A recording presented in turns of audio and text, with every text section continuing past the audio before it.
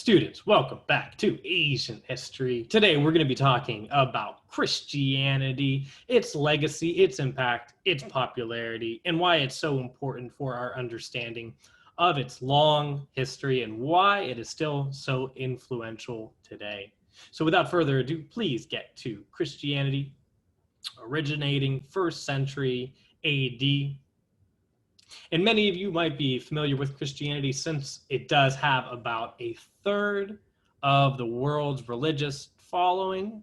And since I'm breaking this up into different time periods, many people really break up their time with respect towards the sect of Christianity, right? AD means several things, Anno Domini, but it also means after death or after the death of Jesus Christ, around which our calendar is modified.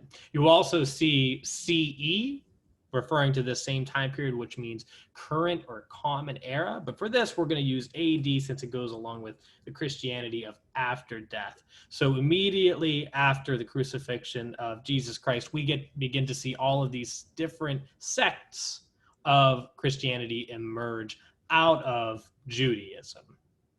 So here are our plans for today. Highlighted text indicates you need to write and submit information to this assignment. Ensure you've completed all requirements in the what to submit section near the bottom, and participation will be rewarded for participating in class discussion if we do this lesson together. So step one is to analyze these images. What are some of the central ideas of Christianity? So we have this painting, and you'll notice the vivid imagery, how well done some of these images are. And this really comes out of the influence of the Roman Empire, who formally adopts Christianity as their religion. And that is crucial to understanding the legacy of Christianity.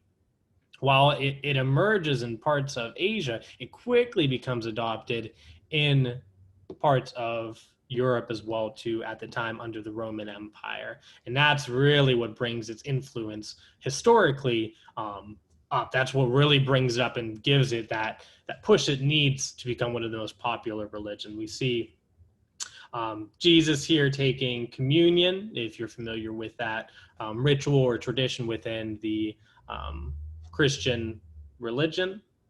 He has his apostles around him, or his followers. And since this is coming out of Judaism, this is one of the follow-ups of Judaism, we see this clear sign of a monotheistic belief system embedded in 3 different parts, right? So Christians believe God, Jesus, Holy Spirit are all within like the same realm, but it's considered a monotheistic religion. And the attention paid to having supporters, followers around one central figure really makes this religion stand out from the other polytheistic religions where their belief system is more spread out. And again, a lot of this attraction comes from the formal adoption of Christianity as the Roman Empire's state religion. In this second part, we have really this interesting flowchart of all of the different sects. And by that I mean SECTS, all of the different factions that emerge out of the death of Jesus Christ, right? So we have Eastern Orthodox is what we would associate with more of the Asian interpretations of Christianity.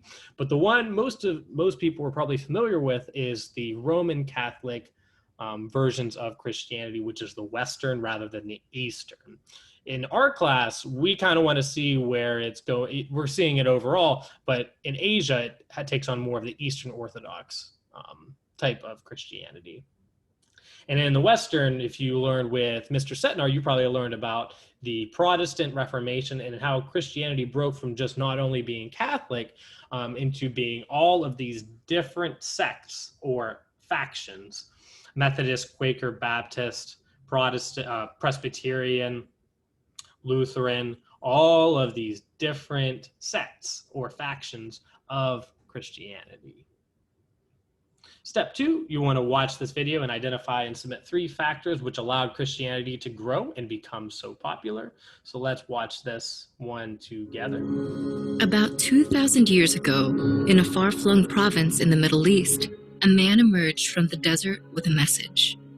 one that would radically alter the course of world events and come to define the lives of billions.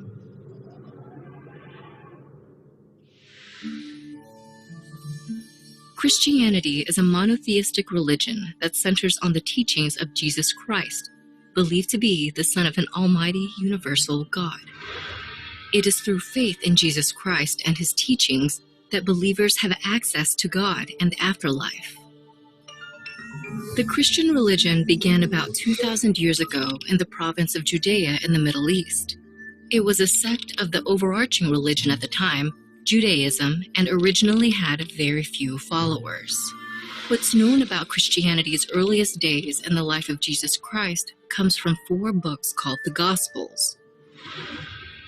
The Gospels hold Part of what sticks out to me is just the record keeping for much of this religion, which has allowed it to really persevere. that Jesus was born in the first decade BC in the region of Judea. His father was named Joseph, and his mother was named Mary. According to tradition, Jesus was immaculately conceived by God. In some accounts, Jesus had been trained as a So immaculate conception actually just means born without original sin. Maybe not the common interpretation of what that means, but that's what it really means, born without original sin. So that might kind of change your perception of it a little bit. carpenter or a builder, but by the age of 30, he took to preaching, saying that forgiveness of past sins was the key to achieving righteousness. However, the Jewish religious leaders and Roman rulers of the region declared Jesus an agitator. They had him arrested and crucified, nailed to a wooden cross, and left to die. But the story of Jesus doesn't end with his death. According to the Gospels, the body of Jesus was resurrected by God, his Father. If Jesus had built the foundations of the Christian faith, it was a Greek-speaking Jew named Paul who made it a religion. According to Paul, God revealed Jesus Christ to him in a vision. Paul then converted to Christianity and made it his mission to see Christ's teaching So another huge factor, Paul. as an institution by establishing churches across the Roman Empire. Paul's actions catapulted Christians from an esoteric Jewish sect to a society of worshipers with reach across the known world. Over the next 2 millennia, Christianity would go through an unprecedented journey.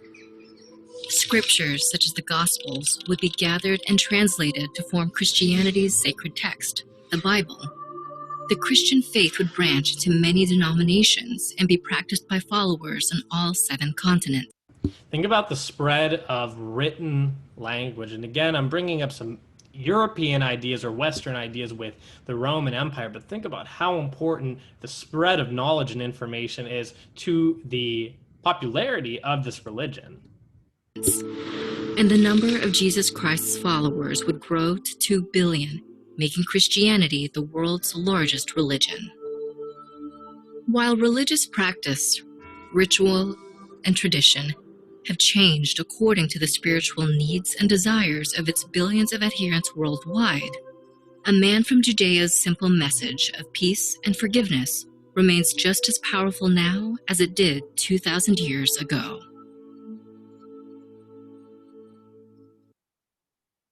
Okay, so hopefully that gives you a good idea of some of the influences which allowed Christianity to grow and become so popular. I want you to identify and submit 3 factors which allowed that to happen.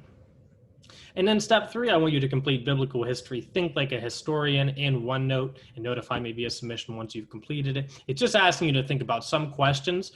People really take a close look at the historicity of Jesus and his followers. They look at the gospel, say, how much of this can we match up? How much of it is true in terms of the other historic records we have? What kinds of arguments can we make for and against if this is historically accurate? It's kind of interesting to see the biblical and the Bible in a historic sense, as well as a world religion sense. So what you're submitting is your response to step 2 and your OneNote from step 3. And with that, I hope that lesson helps you all to better understand Christianity a little bit. Please let me know if you have any questions, and feel free to ask me in case you need any help. Have a wonderful day.